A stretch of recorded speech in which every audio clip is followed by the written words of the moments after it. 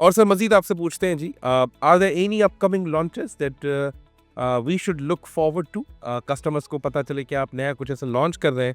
आजकल तो शादियों का सीज़न भी है, सर्दियाँ भी हैं, उस हवाले से क्या प्लान है आपका? अच्छा, नंबर 1 अभी तो हमने रिसेंटली वुल फैब्रिक्स हमने लॉन्च किया है, ठीक है।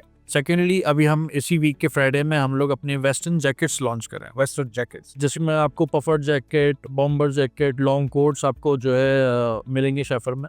सही है। तो for the first time Shaffer हम ये लॉन्च कर रहे हैं। क्या प्राइस रेंजेस हैं? क्योंकि मैं समझता हूँ कि जो इस तरह के ब्रांड्स हैं ना, उनमें प्राइस बड़ा मायने रखती है लोगों के लिए। क्या कहते हैं? देखिए, प्राइजेस बिल्कुल ज़रूर मायने रखती है क्योंकि एक प्रीमियम प्रोडक्ट होता है, ज़ाहिर है उसमें महंगी से महंगी चीज़ लगेगी तो ज़ाहिर है प्राइस तो ऊपर जाती है।